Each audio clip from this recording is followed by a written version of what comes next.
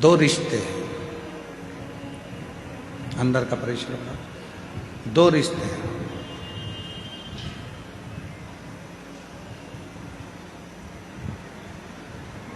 एक आपका परिवार से रिश्ता, इसकी एक उम्र होती है।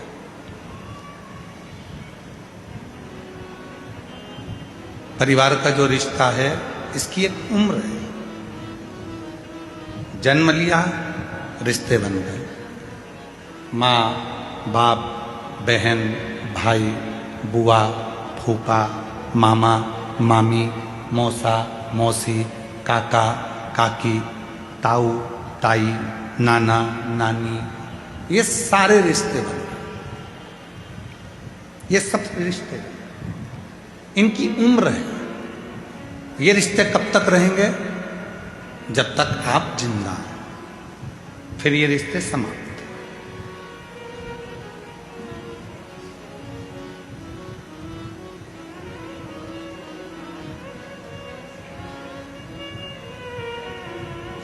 वो रिश्ते फिर समाप्त हो जाते हैं।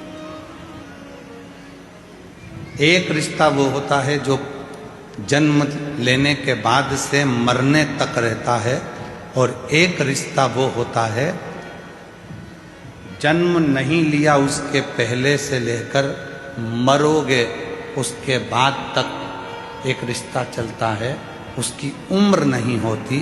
वो रिश्ता है शिव से रिश्ता, क्योंकि शंकर की कोई उम्र नहीं है।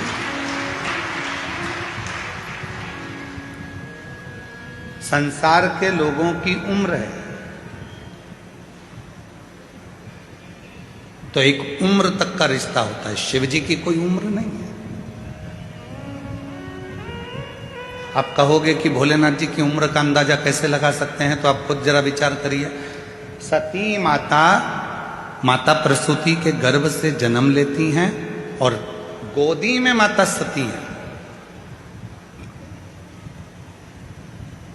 33 कोटि देवताओं को बुलाया गया, उसमें भगवान देवाधिदेव महादेव आकर खड़े हुए। सती मैया शिव जी को देख रही हैं, शिव सती को देख रहे, सती शिव को, शिव सती को देख। रिश्ता, अब सती मां गोदी में है और भोलेनाथ जी का विग्रह, भोलेनाथ जी का स्वरूप कितना विशाल। किसने जाना?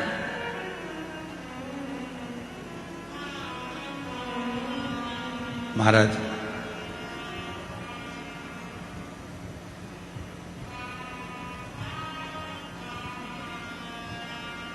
जब भगवान देवाधिदेव महादेव का विवाह सती जी के साथ में हो रहा था, तो सती जी से प्रसूति माता ने कहा था, जरा एक बार शिव जी से उम्र तो पूछ ले सती, जिससे तू विवाह करने जा रही है। एक बार उम्र तो पूछ कि शंकर जी की उम्र कितनी है। सती मैया ने शिव जी के सामने हाथ जोड़कर कहा कि आपकी उम्र कितनी है। शिव जी कहते हैं, सती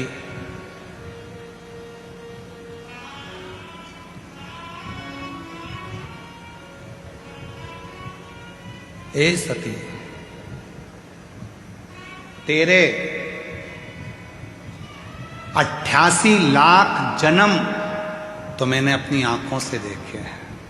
कितने जन्म? 88 लाख जन्म तेरे मैंने अपनी आंखों से देखे हैं, और तेरे पिता के करोड़ों करोड़ों जन्म मैंने नेत्रों से देखे हैं। अब तू अंदाजा लगा ले कि मेरी उम्र कितनी हो। और दक्ष प्रजापति के पिता को भी लेकर आओ, और उनके करोड़ों जन्म मैंने देखे हैं। और दक्ष प्रजापति के पिता दादाजी को भी लेकर आओ, उनके करोड़ों जन्म मैंने देखे हैं।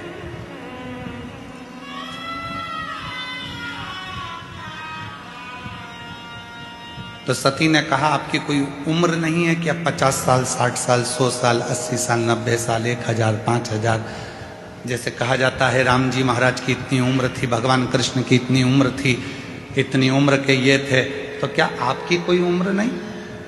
आपकी कोई उम्र नहीं। सती, यदि मेरी उम्र होती तो मैं केवल संसार के लोगों से संसार के बीच में रहकर ही रिश्ते रखता। मेरी उम्र का ठिकाना नहीं है, क्योंकि मैं अमर हूं। इसलिए जो जन्म लेता है, जो मेरा होता है, जो जन्म नहीं लिया, मां के गर्भ में भी आया, तब भी मैं उसका साथ देता हूं। बाहर निकलता है तो भी साथ देता हूं, मरता है तो भी साथ देता हूं, मरने के बाद भी साथ देता हूं।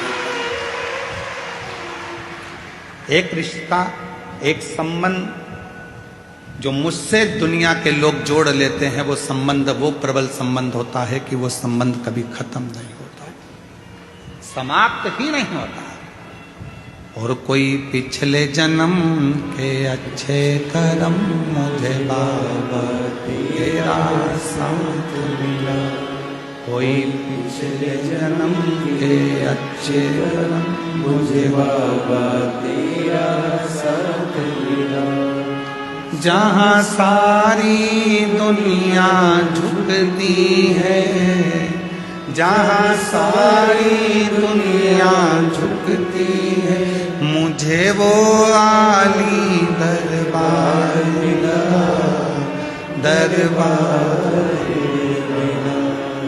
कोई पिछले जन्म के अच्छे कर्म मुझे बाबा तेरा साथ, कोई पिछले जन्म के अच्छे कर्म मुझे बाबा तेरा साथ मिला। जिसने जान लिया, जिसने वेद को, शास्त्र को पढ़ा है, ध्यान करा है, स्मरण करा है, वो जिंदगी में पहचान गया कि शिव है क्या।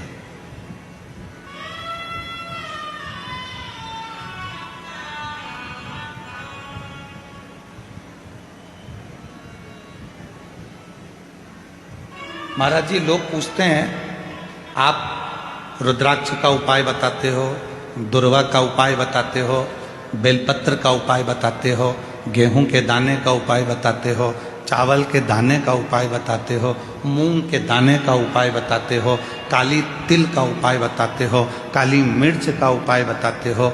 क्या ये सब हमारे पुराणों में, शास्त्रों में है? महाराज जी, मैं निवेदन करूंगा,